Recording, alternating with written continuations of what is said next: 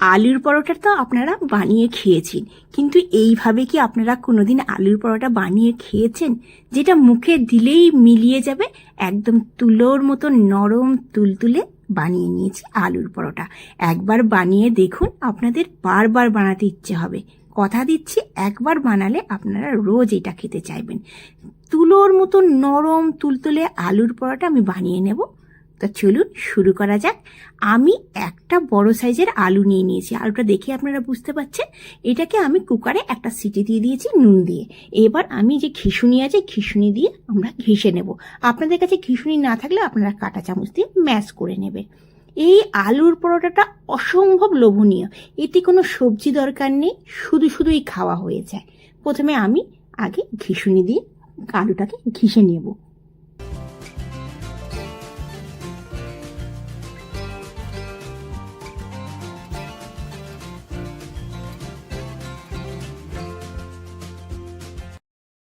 প্রথমে আমি সেদ্ধ আলুর মধ্যে 4-5টা কাঁচা লঙ্কা কুচিয়ে দিয়ে দেব, আর দিয়ে দেবো 1 চামচ জিরা। জিরা আমাদের হজমে সাহায্য করে, আপনারা চাইলে এর মধ্যে একটু জোয়ানও দিতে পারেন। আচ্ছা, আর দিয়ে দেবো বেশি করে ধনে পাতা কুচি। 1/2 চামচ নুন দিয়ে দিলাম, আপনারা স্বাদ অনুসার নুন দেবেন। এবার আমি এখানে 1 কাপ ময়দা ইউজ করলাম। আপনারা কিন্তু ময়দার জায়গায় 1 কাপ আটাও ইউজ করতে পারেন, কিংবা 1/2 কাপ আটা 1/2 কাপ ময়দাও ইউজ করতে পারেন। আচ্ছা, আমি এই সেদ্ধ আলু দিয়ে ভালো করে মেখে নেব। আমি কিন্তু কোনো রকম জল দেব না। আলু সেদ্ধ করা হয়েছে, আলুর মধ্যে জল আছে, ওই আলুর জলেতেই আর আলু দিয়েই ভালো করে এই ময়দাটা মাখা হয়ে যাবে। আর যদি মনে হয় খুবই জল লাগছে, মানে একটুখানি জল লাগছে, তখন আপনারা 1 থেকে 2 চামচ জল দিতে পারেন। আমি কিন্তু কোনো রকমের জল দিইনি। ভালো করে হাত দিয়ে দেখুন মেখে নিলাম। দেখুন মাখাটা দেখে বুঝতে পারছেন জল একদমই লাগেনি। আচ্ছা, এবার আমি কি করব, হাতটা ধুয়ে নেব।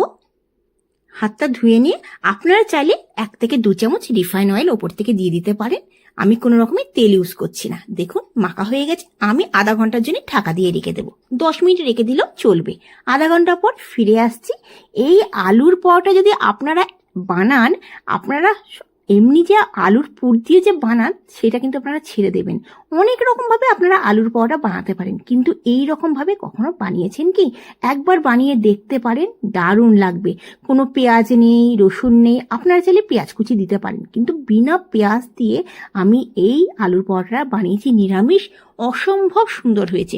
একবার খেয়ে দেখবেন, একদম তুলোর মতো নরম তুলতুলে, যেটা কোনো রকমের সবজি দরকার নেই, শুধু শুধু খাওয়া হয়ে যায়। আমি একটুখানি ময়দা ছিটিয়ে আমি আলুর পরোটাগুলো বেলে নিলাম। আচ্ছা, একটা ননস্টিক তাওয়া বসিয়ে দিয়েছি, তার মধ্যে আমি প্রথমে আগে পরোটা সেঁকে নিয়েছি।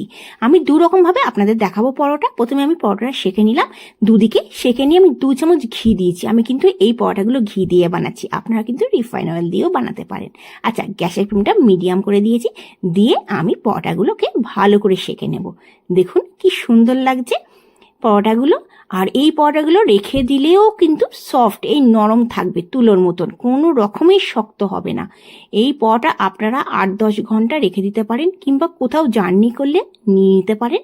দারুণ লাগবে খেতে, কিচ্ছু এর সাথে দরকার নেই। দেখুন আমি খুন্তিটা দিয়ে ভালো করে চিপে চিপে পরোটাটা বানিয়ে নিয়েছি, যাতে পুরোটা পরোটাটা সেঁকে যায়।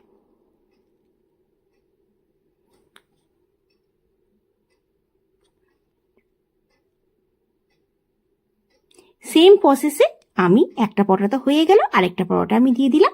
আমি দুদিকে সেঁকে নেব। এবার আমি এখানে 2 চামচ ঘি দিয়ে দেব। ঘি দিয়ে দুদিকে করে পরোটাগুলোকে সেঁকে নেব। আপনারা আমার ভিডিওটা কোথা থেকে দেখছেন আমাকে অবশ্যই জানাবেন। যদি ভালো লেগে থাকে অবশ্যই ঘরে বানিয়ে নিজেরা আগে খাবেন। বাচ্চাদেরকে টিফিনে দিতে পারেন, স্কুল কলেজে বাচ্চাদের দিতে পারেন, নিজেরাও ব্রেকফাস্টে খেতে পারেন, রাত্রেবেলা ডিনারেও খেতে পারেন। শুধু শুধু তো এমনি খাওয়া যায়, এছাড়া মাংস দিয়ে তো অসম্ভব ভাল লাগে। আর আপনারা এটা অফিসেও হাজবেন্ডদের দিতে পারেন। একবার বানিয়ে দেখুন, কথা দিচ্ছি আপনারা এই পরোটার স্বাদ ভুলবেন না। আপনারা বারবার এই পরোটাটা বানাবেন। আপনারা আমার ভিডিওটা কোথা থেকে দেখছেন আমাকে অবশ্যই জানাবেন। আমি তো আগ্রা থেকে ভিডিওটা বানাচ্ছি। দেখুন দ্বিতীয়টা বানিয়ে নিলাম সেম প্রসেসে। এবার আরেকটা পরোটা বানাবো, এটা আমি কিন্তু আলাদাভাবে ভাজবো, দেখাচ্ছি আপনাদের। আমি এই পরোটাটা আগে আমি সেঁকে নিলাম দুদিকে, তারপর আমি ওপর থেকে ঘি দিয়ে দিলাম। আগে তো আমি সেঁকে নিয়ে তুলে নিয়েছিলাম পরোটাগুলোকে, তারপরে ঘি দিয়েছিলাম। এটা আমি কি করলাম, ওপরে পরোটা সেঁকা হয়ে যাওয়ার পর ঘি দিলাম। আপনার দু রকমের মতন দু রকম দেখিয়ে দিচ্ছি, আপনারা যেরকম একটা পরোটা বানাতে পারেন। দেখুন যেটা আপনাদের ভাল লাগবে। এই পরোটাগুলো নরম তুলতুলে একদম মাখনের মতন লাগে খেতে, একবার অবশ্যই বানিয়ে দেখবেন। দেখুন আমার সবগুলো মোটামুটি পরোটা বানিয়ে ফেললাম।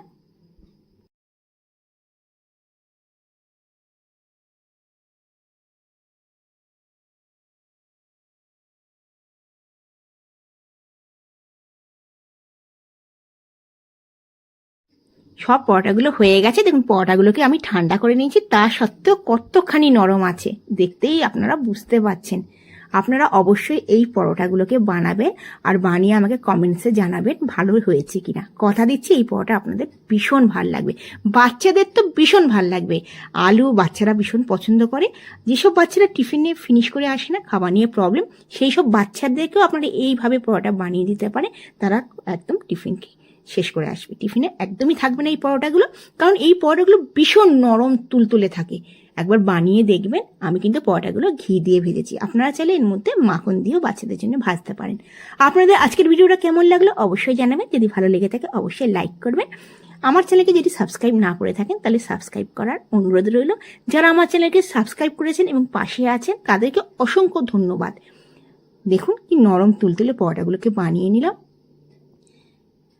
আজকের ভিডিওটা শেষ করছি, আবার আসবো নতুন দিনে নতুন ভিডিও নিয়ে, নতুন রেসিপি নিয়ে। আপনারা ভালো থাকবেন, সুস্থ থাকবেন, এই নিয়ে আজকে শেষ করছি। Bye bye.